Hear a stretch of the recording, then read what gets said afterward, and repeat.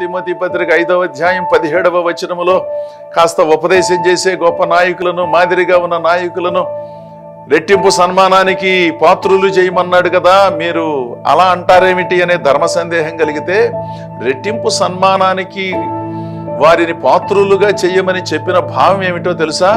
వారు చెప్పిన మాటలను విని విశ్వసించి తదనుగుణముగా భక్తి చేయటం వారిని సన్మానించినట్లు అవుతుంది. మీకు అర్థమైందా? ఉపాధ్యాయులను సన్మానిస్తారు టీచర్స్ డే రోజు, మంచిదే, వాళ్ళను సన్మానించటం గొప్పే, కానీ వారు చెప్పిన ఉపదేశానుసారం జీవించటం అంతకంటే గొప్ప కదా. అది రెట్టింపు సన్మానం కదా. పాస్టర్ గారిని గౌరవించటం గొప్పే, ఆ పాస్టర్ గారు చెప్పే దేవుని మాటలను వినకుండాను, పట్టించుకోకుండాను, లెక్క చేయకుండాను, ఏదో సందర్భం వచ్చినప్పుడు గబాలను ఒక శాలువా గప్పితే సన్మానించినట్లు అవుతుందా? లేకపోతే ఆయన చెప్పిన మాటలను విని విశ్వసించి తదనుగుణముగా నడుచుకుని జీవితాలలో దేవుని ఆశీస్సులు పొందుకోవటం తమను తాము సన్మానించుకున్నట్లు అవుతుందా?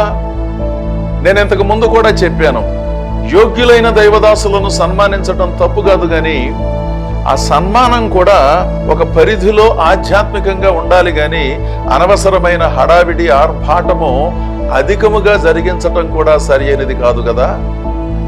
రెట్టింపు సన్మానానికి వాళ్ళను పాత్రులనుగా చెయ్యాలి అంటే యోగ్యులైన ఉపదేశకులను, నాయకులను, సేవకులను, విశ్వాసులను వారు జీవించిన జీవన విధానాన్ని మనం అనుసరిస్తూ, వారు చెప్పిన మాటలను మనం పాటిస్తూ చక్కగా మన జీవితాలను నడిపించుకోవడం అసలైన సన్మానం.